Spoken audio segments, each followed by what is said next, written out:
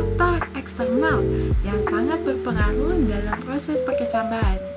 Nah, perkecambahan sendiri adalah proses fisiologi di mana embrio dalam biji mulai tumbuh menjadi kecambah aktif setelah mendapatkan kondisi lingkungan yang sesuai seperti air, oksigen, suhu, dan dalam konteks ini yaitu cahaya. Meskipun tidak semua tanaman memerlukan cahaya untuk memulai perkecambahan, banyak jenis tanaman yang menunjukkan respon spesifik terhadap keberadaan atau ketiadaan cahaya. Dengan kata lain, cahaya dapat mempercepat dan memperlambat ataupun bahkan menjadi pemicu utama dalam proses, tergantung jenis tanamannya. Selain itu, setelah berkecambah, cahaya juga sangat mempengaruhi proses pertumbuhan. Proses pertumbuhan selanjutnya, tanaman yang mendapatkan cukup cahaya akan tumbuh dengan baik dan memiliki daun yang berwarna hijau. Jika tanaman tumbuh dalam kondisi cahaya minim atau gelap, warnanya biasa akan menjadi pucat. Dan ini merupakan gejala dari yang dinamakan klorisis, yaitu kondisi di mana tanaman kekurangan klorofil karena kurangnya paparan cahaya yang dibutuhkan untuk fotosintesis. Ini kita akan bahas tentang jenis tanaman berdasarkan respon terhadap cahaya saat perkecambahannya. Pertama, tanaman fotomorfogenik. Ini yaitu tanaman yang membutuhkan cahaya untuk memulai proses perkecambahan. Tanpa cahaya, biji tidak akan aktif tumbuh. Contoh jenis tanaman diantara lain yaitu selada dan petunia. Dalam biji ini, keberadaan cahaya memicu aktivitas protein fitokromon yang berfungsi mengatur ekspresi gen-gen yang berkaitan dengan perkecambahan. Yang kedua yaitu tanaman skotomorfogenik, yaitu berbeda dari jenis sebelumnya. Tanaman skotomorfogenik biasanya berkecambah dalam kegelapan total, contohnya jagung dan kacang tanah. Namun, meskipun bisa tumbuh tanpa cahaya pada tahap awal, tanaman ini tetap membutuhkan cahaya pada tahap berikutnya, yaitu melakukan fotosintesis dan berkembang secara optimal. Nah, selanjutnya lagi, sekarang kita masuk ke dalam bagian penting, yaitu bagaimana cahaya mempengaruhi proses perkecambahan secara fisiologis. Ada beberapa faktor yang berkaitan dengan hal ini. Pertama yaitu fotoresepsion atau deteksi cahaya oleh biji. Biji tanaman memiliki protein khusus yang disebut fitokromon yang mampu mendeteksi cahaya, khususnya cahaya merah ataupun cahaya merah jauh. Fitokrom ini bekerja sebagai sensor cahaya dan mengaktifkan atau menghambat gen tertentu yang berperan dalam proses perkecambahan. Yang kedua yaitu panjang gelombang cahaya. Cahaya merah dengan panjang gelombang sekitar 660 nanometer terbukti efektif dalam merangsang perkecambahan. Sementara cahaya merah jauh 730 nanometer justru menghambat proses tersebut. Hal ini berkaitan dengan perubahan bentuk fitokrom dari bentuk tidak aktif ke bentuk aktif yang hanya terjadi saat terkena cahaya merah. Yang ketiga yaitu intensitas atau kuat cahaya. Tidak hanya jenis cahaya, tetapi juga beberapa kuat intensitas sangat berpengaruh jika cahaya terlalu lemah. Bahkan untuk tanaman yang membutuhkan cahaya, proses fotoresepsi tidak akan optimal. Sebaliknya, cahaya yang cukup akan membuat semua sistem kerja dalam biji berjalan efektif, mendukung pembelahan dan pemanjangan sel pada embrio. Ada juga efek cahaya terhadap arah pertumbuhan tanaman yang disebut dengan fototropisme, yaitu yang menunjukkan fototropisme positif pada batang, artinya batang akan tumbuh ke arah sumber cahaya. Hal ini penting dalam ekosistem karena membantu tanaman memaksimalkan penyerapan cahaya untuk fotosintesis. Sedangkan akar cenderung menunjukkan fototropisme negatif, yaitu tumbuh menjauhi cahaya karena akar lebih berfungsi untuk menyerap air dan hara di dalam tanah yang gelap. Terakhir kita akan bahas tentang kondisi tanaman yang kekurangan cahaya. Nah, kekurangan cahaya ini bisa menyebabkan tanaman mengalami yang dinamakan dengan etiolasi. Ini adalah kondisi di mana tanaman tumbuh secara tidak normal. Batangnya memanjang yang berlebihan, tampak lemah dan berwarna pucat kekuningan. Ini adalah respon tanaman dalam usahanya mencari cahaya. Tetapi kondisi ini berbahaya karena tanaman akan menjadi rapuh dan mudah patah, serta fotosintesis yang tidak berlangsung optimal.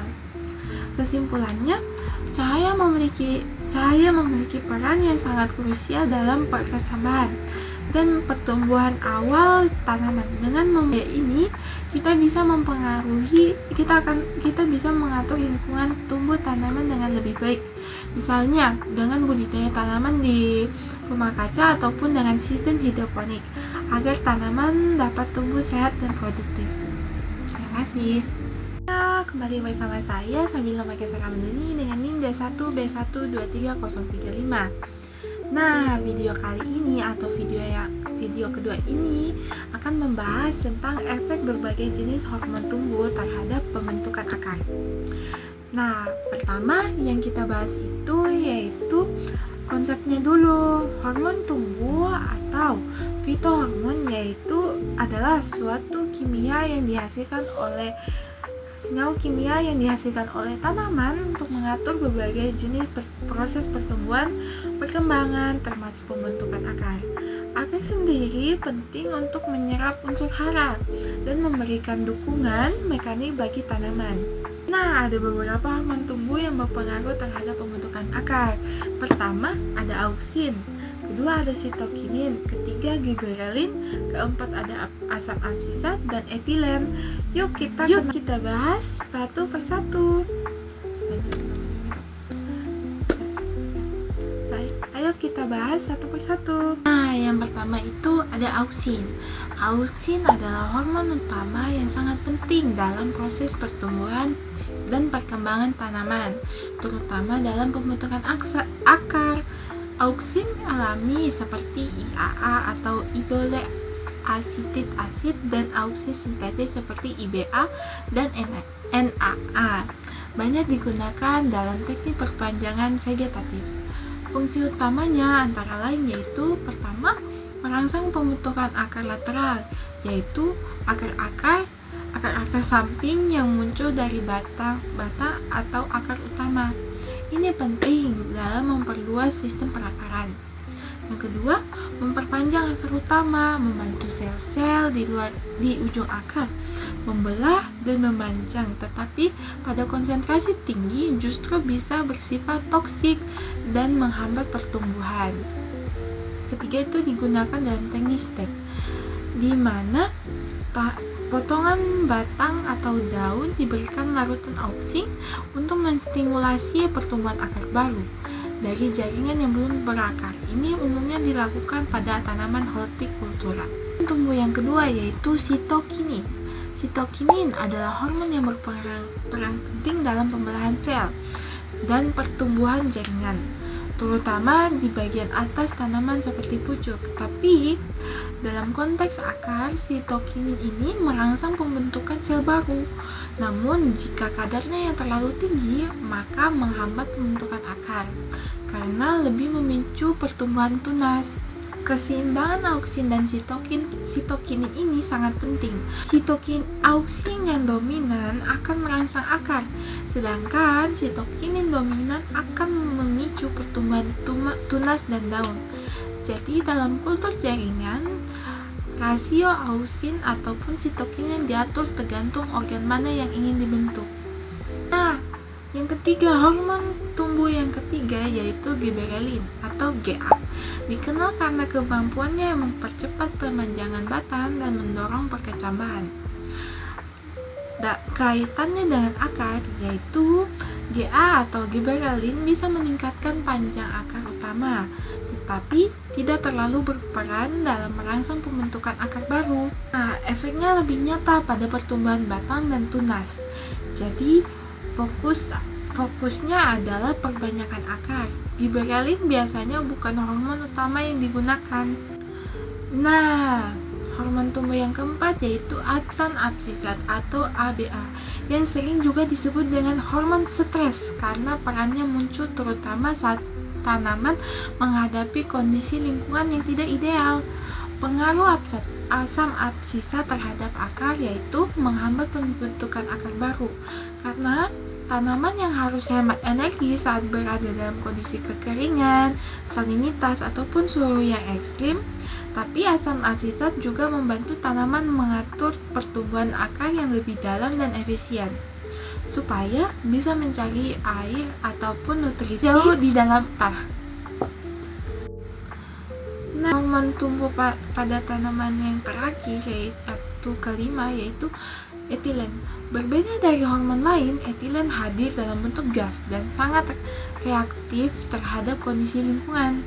Perannya itu cukup kompleks, yaitu dalam kondisi stres seperti banjir ataupun genangan. Etilen bisa merangsang pembentukan akar adventif, yaitu akar yang akan tumbuh dari bagian batang ataupun daun sebagai bentuk adaptasinya.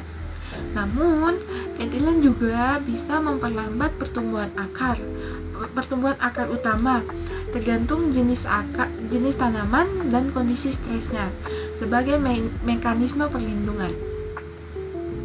Nah, itulah tadi penjelasan mengenai efek berbagai hormon tumbuh terhadap pembentukan akar. Semoga video ini bermanfaat dan sampai jumpa di video berikutnya. Bye-bye.